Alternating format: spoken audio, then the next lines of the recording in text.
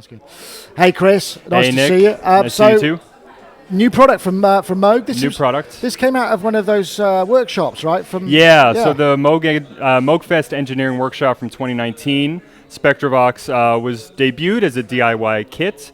We've made some changes to it now for its full release, and it's finally here. Yeah, it's a semi-modular analog spectral processor. Okay, so is that a vocoder or is it a bit different to a vocoder? Well, it's a filter bank, so we start from a filter bank. We had the Moog 907 10-band filter bank from the 60s, and this is a different filter bank design, and then there's a second filter bank in there as well to do the analysis of incoming sounds, so that you can get a vocoder. So then it's a 10-band analog vocoder. Ah, okay. So what kind of, are we talking Sparky's Magic Piano, or are we talking Kraftwerk?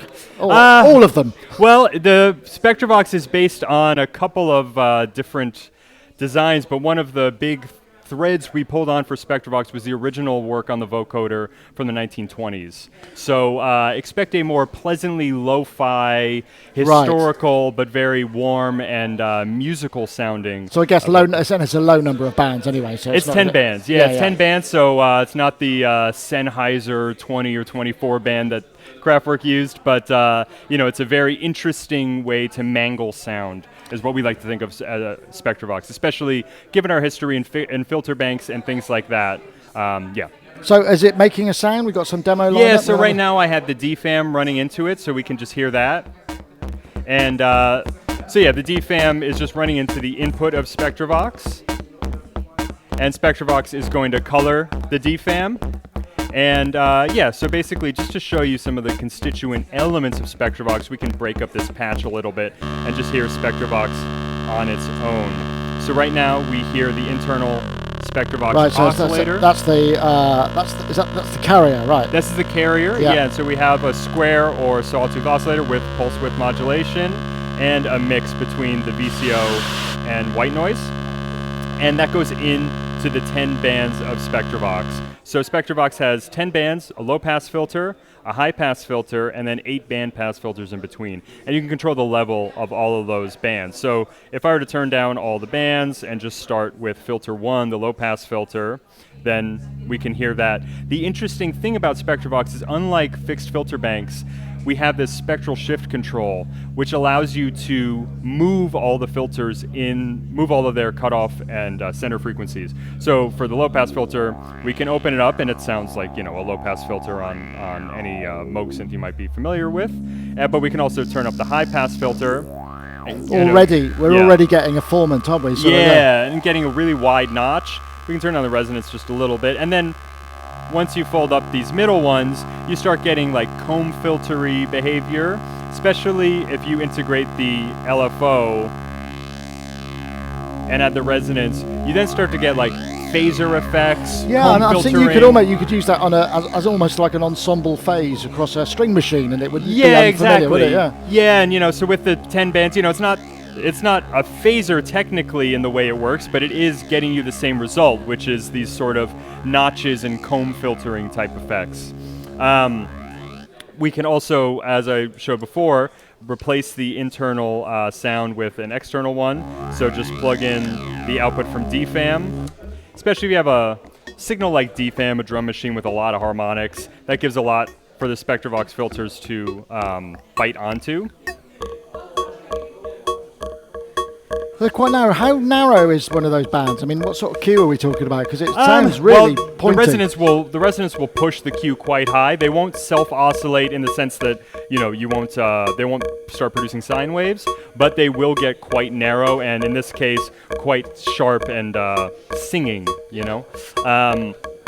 And then so we can use an external sound to run through Spectravox and do everything like we were doing before. But since we have this other 10-band filter bank in here, the analysis filter bank, which breaks up the sound and has envelope followers on each band, we can plug this into the program input.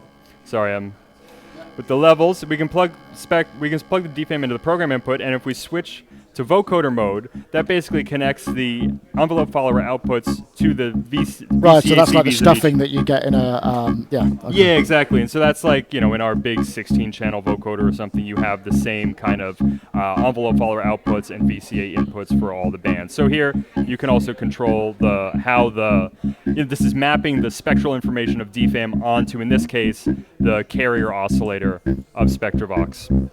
So you can do all of that editing spectrally, and you can also, with the spectral shift, move things. So basically, this analysis filter bank is staying put, but by moving the spectral shift, you're moving the synthesis filter bank, the carrier filter bank that you're running your sound through, diagonally up or down the harmonic spectrum. So you get these interesting kind of diagonal movements. And again, adding the LFO, adding any sort of modulation. In this case, we can add, we can take the DFAM sequencer and sequence the spectral shift to get the spectral shift moving. Sometimes it's more jumpy and exciting than other times. But yeah, so that's Spectravox in vocoder mode. You can also, hook up a microphone and do this real quick. And so if I hook up a microphone, then you get sort of classic vocoding. Again, it's 10 bands. So this is designed, we like to think that Spectravox is designed to give you to explore the topology of a vocoder and give you access to all the sort of constituent elements of a vocoder and modulate them and really kind of break it apart. It's like those old books you read in elementary school where they show a truck, like a cross section of the truck. Here's the engine, here's the other. Right. That's like we break out a vocoder here and give you access to all these elements. That also lets you do a couple of really other cool things. You can use Spectravox as just a standalone synthesizer. I'll trigger it from DFAM. And so can you put CV in for the carrier? Yeah, exactly. So you like can put trigger and pitch in from DFAM. And we have a decay-only envelope on here. So you can use this as an interesting synth voice where you can, it's not just a square wave into a low-pass filter, but a square wave into 10 filters. So you can sculpt the sound of those filters, and especially with resonance, get interesting resonant tones and move those filters with a spectral shift. I think that's standard. Yeah, have you noticed the toads are mating, and so they've closed down. That's getting close to kind of the sort of thing that I think would encourage them in their activities. That particular sound. Yeah, exactly. So, work. You should nip down there after dark. No, I know. I'll go hang out with the toads and run the toads through Spectravox, and yeah. And then we also another cool thing you can do is instead of triggering the envelope generator or anything. One thing that's really nice is running the trigger directly into the filter bank, into the carrier, using that to ping the filters. And let's see, when we do that,